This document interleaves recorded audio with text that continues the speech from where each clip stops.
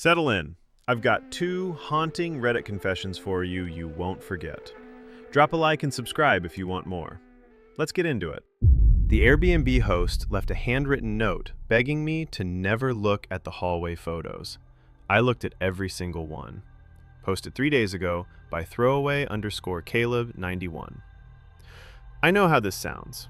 A 33-year-old woman living in a college dorm with her mother. But if you knew the housing market where I am, and if you knew Diane, you would understand that it is less sad than it sounds and more just practical. She got a staff position at the university. Housing came with it. I needed to save. We made it work. But after 11 months of sharing 400 square feet with the woman who raised me, I needed to breathe. I booked a cabin. Middle of nowhere, 2 hours from anything. 4 nights, solo work retreat. I am a data analyst, and I had a deadline I could not think straight enough to meet with Diane watching her shows 6 feet from my desk. The listing looked perfect. Clean, quiet, isolated. When I pulled up the gravel drive that Friday afternoon, the silence hit me before I even killed the engine. No neighbors, no traffic, just pines and the sound of absolutely nothing. I almost cried. The welcome binder was on the kitchen counter. Wi-Fi password, garbage day, trail recommendations, standard stuff. Then the last page, a laminated card, different from the others. The handwriting was shaky, almost frail. It said, "Do not examine the framed photographs in the upstairs hallway. Do not remove them from the wall." It offered no reason, just the word "please," underlined 3 times so hard the pen had nearly torn through. I set the binder down and told myself it was eccentric. Some people are precious about their decor. I unpacked, made tea, worked for a few hours in the quiet I had been starving for. But that hallway sat at the top of the stairs, and I had to pass it every time I used the bathroom. 19 frames, all identical black wood, all turned slightly inward, like someone had adjusted every angle with care. By 10 that night, I could not stand it. I looked. Every single one. Each photograph showed a different woman, sitting on the couch downstairs, sleeping in the bed I was about to sleep in, reading at the kitchen table where my laptop sat right now. Same furniture, same lamplight, same angles, all taken from slightly above and to the left, as if the lens were fixed inside the wall itself. 19 women, 19 separate stays, none of them looking at the camera. None of them aware it was there. They never knew. She tried to talk herself out of it. I spent most of Saturday morning building a case against my own gut. Maybe the host was a photographer. Maybe this was some conceptual art thing, documenting the life of a space between occupants. Insurance documentation, a weird hobby. I ran through every harmless explanation I could construct, and none of them accounted for the angles. Every shot taken from the same fixed point, slightly above and to the left, like a lens embedded in the wall itself. Nobody sets up an art project inside drywall. I texted Priya around noon. She is my closest friend at work and the only person I trusted not to make me feel stupid about this. I sent her 3 of the photos I had taken with my phone the night before. Her reply came in under a minute. Leave. Just that. 1 word. I told her I had paid for 4 nights and I had a deliverable due Monday that I could not finish in the dorm with Diane 3 feet away asking if I wanted leftovers every 20 minutes. Priya sent back a row of skull emojis, and then, "I swear to God, Caleb, if you die in a cabin, I am not going to your funeral." That made me laugh. It also made me stay. The afternoon was fine. I worked. The quiet was still perfect. But around 6, I walked into the kitchen and smelled coffee. I had not made coffee. I do not even drink coffee. It was faint, almost gone, like someone had brewed a cup an hour ago and the ghost of it was still hanging in the air. I checked the machine. Dry. Clean. I told myself the smell came through a window. Then the bathroom cabinet. I am meticulous about closing things. Years of sharing tight spaces with another person will do that. I had closed that cabinet after brushing my teeth that morning. It was open about 2 inches when I went back in. And the walls. Not settling sounds. Something rhythmic, slow, like breathing or pacing, muffled through insulation. I checked every lock, every window latch, all secure. Then I went back to the hallway. I pulled the first frame off the wall and flipped it over. On the backing board, written in light pencil, a date, June 14th, 2022. I pulled another, October 3rd, 2023, then 3 more. I lined 5 of them up on the kitchen table. The dates spanned 3 years. I photographed every single one. I dragged the dresser across the bedroom door before I turned off the light. Someone had been keeping a calendar. She woke to a light she had not left on. I woke at 2 in the morning. The hallway light was on. I had turned it off. I remember the click, remembered darkness under the door before I fell asleep. Now gold light bled through the gap. I moved the dresser and opened the bedroom door. The first photo I had pulled down the night before, June 14th, 2022, was back on the wall. Rehung, straight. I had left it face down on the kitchen table with the others. The remaining 4 were still downstairs untouched. Only that one had been put back. I called Priya at 2 in the morning and she picked up on the second ring. Her voice went flat and serious in a way I had never heard from her. Call the police or message the host right now, Caleb. Do one of those things before we hang up. I messaged the host while Priya stayed on the line. Asked about the photographs. Who are the women? Why every image looks like it was shot from inside the wall? The host read my message within 30 seconds. At 2:15 in the morning, the reply came almost instantly. I asked you not to look. Please put them back. Please. No anger, no threat, just that same desperate, shaking tone from the laminated card. I typed back, "Who are these women? Red." No reply ever came. I thought about calling Diane, but could not bring myself to put this on my mother at that hour. Could not make it real by saying it out loud to her.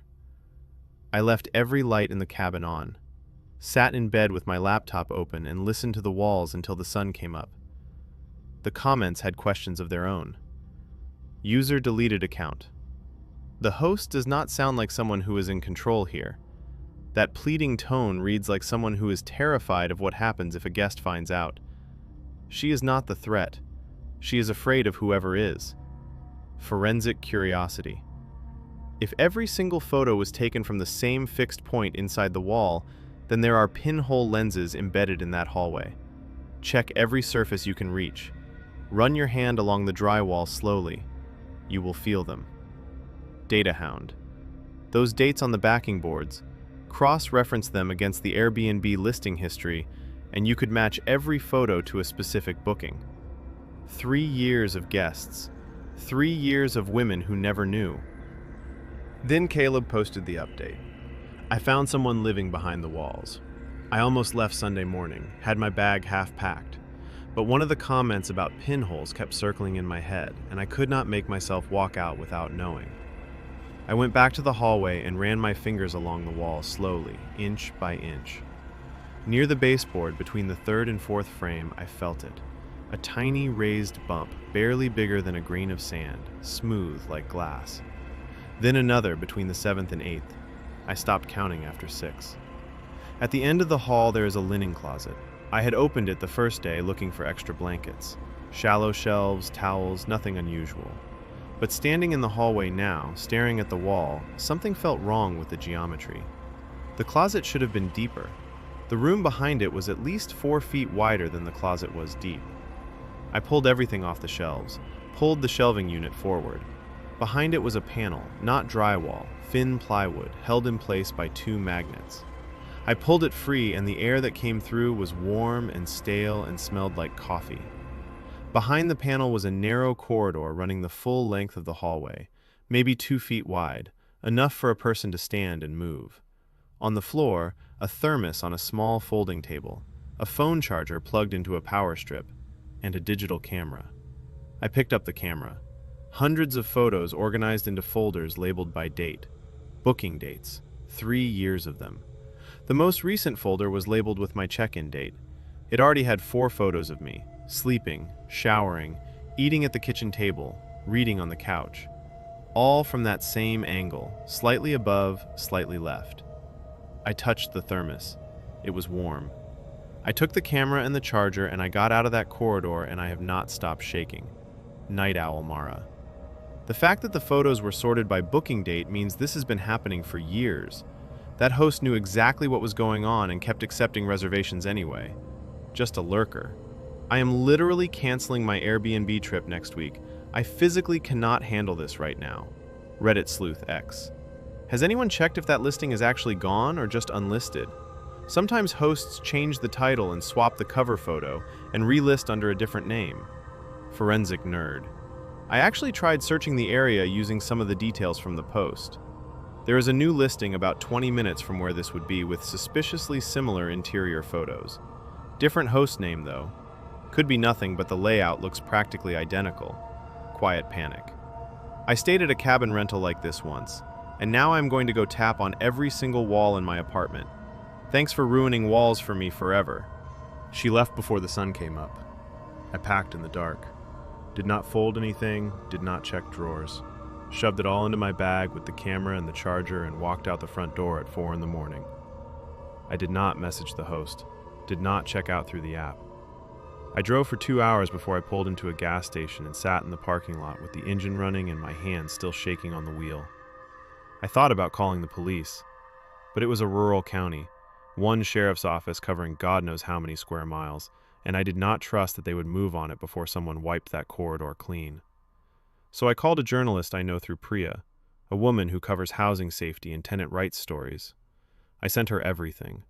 Every photo from the camera, every picture I had taken of the dates on the backing boards, the screenshots of the host's messages. She dug in. Within a week, she had identified 7 other women who had stayed at that cabin over the past 3 years. 7 women whose booking dates matched the pencil marks on the photo backs. 7 women who had no idea they had been watched. The host stopped responding to every message, mine, the journalists, the platforms. The listing stayed active for 11 more days. Then it quietly disappeared. No statement, no arrest was ever reported. I am back in the dorm with Diane now. I bought a small security camera and mounted it in the corner of our room facing the door. I check it every night before I close my eyes. I know a camera pointed at my own door should not make me feel safe. It does anyway. I think about those 19 frames in the hallway. I think about the women in them going about their evenings with no idea someone was standing 2 feet away on the other side of the drywall. I was number 20. I just happened to read the binder all the way to the end. No more trust. The warm thermos is what destroyed me. That means whoever was back there had been inside that corridor while you were in the cabin. They could hear you breathing through the wall. Yes, I have gone over this in my head every single day since I left. The thermos was not even hidden. It was sitting on a little folding table like someone had set up a whole workspace back there. There were crumbs on the table, a folded blanket on the floor. Whoever it was had not been sneaking in and out. They had been staying, comfortably. I keep thinking about the first night when I thought I heard the walls creak and told myself it was the cabin settling.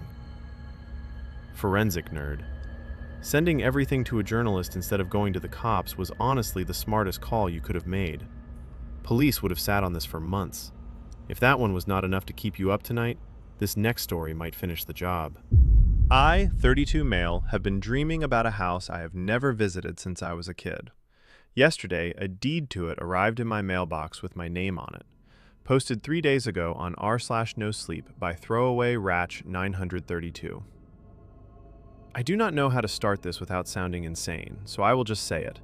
My name is Rachel. I am 32, I am an accountant, and I live with my mother, Gloria. Since I was about 4 or 5 years old, I have had the same dream. Not similar dreams, the same one. I walk through a house I have never been to. The floor plan never changes. There is peeling wallpaper in a long hallway, a kitchen with a window that faces a tree line, and a basement that smells like wet concrete and something older underneath it. I could draw that floor plan from memory. I have never been able to place it. 3 weeks ago, I came home from work and found a manila envelope in my mailbox. No return address. Inside was a notarized property deed in my legal name for a house about 3 hours upstate, and a single brass key taped to the inside flap. No letter, no explanation. I told my coworker Dev, who is probably my closest friend. He said, "Do not go alone." I went alone. The following Saturday, I drove up, stood on the porch, and put the key in the lock. The door opened. The hallway had the same crooked light switch plate I have touched in my sleep 1,000 times. The ceiling in the front room had the exact water stain, same shape, same position. In the back bedroom, there was a child-sized mattress on the floor with a wool blanket folded on top of it. I reached down and touched it. My hands went numb, my chest locked up. My vision narrowed to a point, and my heart was hammering so hard I thought I was dying. It was not fear like I have felt before. It was something deeper, physical, ancient, like my body remembered something my mind never held. I left that house shaking so badly I sat in my car for 20 minutes before I could drive. I do not believe in the supernatural, but I cannot explain how my body knew that blanket. He had touched something his mind had buried, but his body had not forgotten. Rachel started digging, and the deeper he went, the less sense his own life made. I work with numbers and records for a living, so the first thing I did Monday morning was pull public filings on the property. The deed was legitimate, filed 3 weeks before it showed up in my mailbox. Prior ownership history was almost non-existent. One name on record, someone I have never heard of. No transfer chain, no trust documents, nothing linking it to anyone I know. I told Dev everything over lunch. He sat there for a while and then said maybe a relative owned it and had it deeded to me after they passed, something like a forgotten uncle or a distant cousin. I told him I do not have relatives like that. My mother raised me alone. She told me my father died before I turned 3, and in 30 years, she has mentioned him maybe 4 times total. That evening, I sat down with Gloria in the kitchen and described the address. I told her the layout, the hallway, the kitchen window, the basement. I watched the color leave her face in real time. She set down her coffee so carefully it barely made a sound. Then she said, "You need to stop looking into this." I asked why. She said she was protecting me. I pressed harder. She shut down completely, stood up, walked to her bedroom, and closed the door. In 32 years, my mother has never once refused to answer a question like that. That silence told me more than any answer could have. I drove back to the house the following weekend. This time, I was methodical. I photographed every room, every detail. The house has been empty for a long time, but it is not abandoned. No broken windows. The yard is overgrown, but trimmed back enough that it does not look neglected. Someone has been keeping this place from falling apart. The basement was exactly what I see when I close my eyes. Same low ceiling, same exposed pipe running along the left wall. Then I went into the back bedroom. I noticed something I had missed the first time. On the inside of the door, down low, about 2 feet off the ground, scratch marks. Small, desperate, clustered. The height a child would reach. My stomach turned. My hand started shaking before my brain could even form the thought. I am starting to think these were never dreams. The house had been waiting, and so had the truth. The dreams got worse, and then they followed him out. I have not slept more than 2 hours straight since my last visit to that house. The dreams are different now. They used to be silent, just me walking through rooms. Now I hear things. A man's voice, low and flat, saying words I cannot quite make out. Footsteps on hardwood, the sound of a lock turning. I called in sick on Tuesday and Wednesday. Dev showed up at my door Wednesday evening with takeout and sat across from me until I talked. I told him everything. The scratch marks on the bedroom door, the child-sized mattress, the way my body reacted to the blanket. He got quiet and then he said, "Have you considered that maybe you lived there?" That hit me like a wall. I told him I think my mother is hiding something. Dev said I should find a therapist who works with trauma and recovered memory before I go back to that house. I told him I would think about it. That night, I confronted Gloria again. I told her about the scratches on the inside of the bedroom door, down low, at the height a small child could reach. She started crying before I finished the sentence. I asked her directly, "Did we live in that house?" She said, "Please stop." She said some things are buried for a reason and I need to trust her. I do not know how to trust someone who will not tell me the truth. The worst part is that the panic responses have started happening outside the house now. Last week I walked into a client's office and the wallpaper, this faded green pattern, made my chest tighten so fast I had to excuse myself to the bathroom. Yesterday I locked my front door and the sound of the deadbolt sliding home made me flinch like someone had swung at me. My body has been carrying something for 30 years that my mind was never allowed to touch. I am going back to that house one more time. I am going to look under that mattress and inside every closet. I need proof of what I already know in my bones. No more cornfields. Please tell me you did not go alone. The whole setup sounds like someone wanted you isolated in a location nobody knows about. Dead signal. The part about the crooked light switch plate made my stomach drop. You do not dream consistent architectural details for 30 years unless you physically stood in that space. Velvet scratch. The wool blanket triggering a panic response is textbook somatic memory. Your body remembers something your brain sealed off. I would seriously consider trauma-focused therapy before going back to that house. You are probably right about the somatic memory. When I touched that blanket, I did not just feel afraid. My hands started shaking and I could taste something metallic, like I had bitten my tongue. I have never had a reaction like that to any object in my life. My mother went completely white when I described it to her. She recognized the blanket. She would not say anything else that night, but I could hear her crying through the wall for hours. I am looking into therapists now. Gloria knew that blanket, and she still would not say why. Then Gloria broke her silence.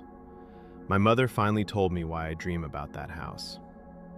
To everyone who guessed domestic violence, you were right.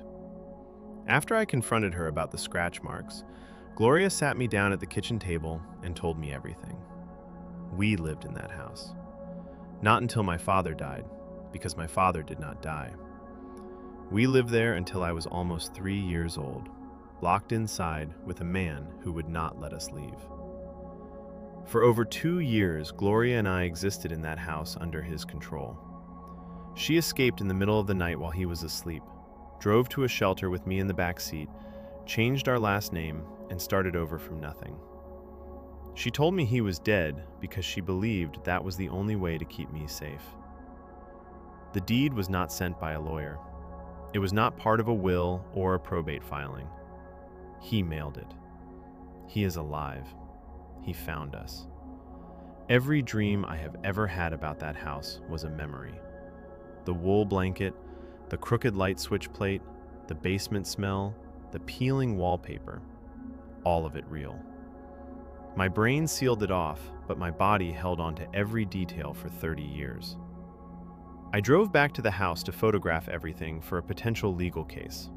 I went into the back bedroom and lifted the child mattress, the same one I had checked on my second visit and found nothing under. This time, there was a Polaroid photograph underneath it. It showed the front of Gloria's house. Her house. Our house. Taken recently. My car was in the driveway. That photo was not there before. Someone went into that house between my visits and left it for me to find. He knows where we live. He has been watching. User not found X. I work in real estate, and a deed showing up unsigned by the grantor with no attorney cover letter is not a valid transfer. Someone fabricated this to get your attention. Do not file it. Quiet light. The fact that the key was taped inside the envelope means whoever sent this wanted you to go there. That is not a legal process. That is a lure. No more cornfields. This is exactly what I was thinking. A legitimate inheritance goes through probate. A lawyer contacts you. There is paperwork. A key taped inside an unmarked envelope is someone saying, "Come find what I left for you." That distinction matters a lot here. The house was never a gift. It was a message. Rachel acted fast, but his father was already closer than he knew. We left the house within the hour. Gloria did not argue. She did not ask questions. The moment I showed her the Polaroid, she grabbed her coat and said we need to go. She called a domestic violence advocacy organization that night, the same one that helped her escape 30 years ago. They remembered her file. Through them, we started the process for a restraining order, but there is a problem. We do not have his current address. You cannot serve someone you cannot find, and he has had 3 decades to disappear on paper. I installed cameras at every entrance to our house. I changed every lock. Dev helped me do it on a Sunday afternoon and did not ask a single question I was not ready to answer. 4 days later, I was at work. I went to check my office mailbox, the internal one, inside the building, behind a locked door that only employees can access. There was a second envelope. Same manila paper, no return address. He knows where I work. Inside was a single sheet of paper, a hand-drawn floor plan of the house, done in neat, precise lines. Every room exactly where it should be. The hallway, the kitchen, the basement stairs, and the back bedroom. The one with the child mattress and the wool blanket and the scratch marks on the inside of the door was labeled in careful handwriting.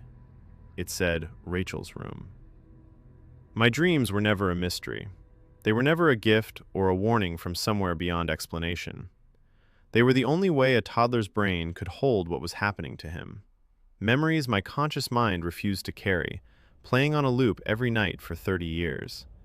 And the man who made those memories is making sure I know he remembers too. I do not know what happens next, but for the first time in my life, I am not dreaming about that house. I am awake inside the fear my mother carried alone for 3 decades, and I finally understand why she lied. Salt Orbit. 3 hours away, and the interior matches your dream exactly. Either you have been there before, or someone built it to match something you described to the wrong person. And that is the last story for today. Thank you for listening, and if these stories stay with you, consider subscribing.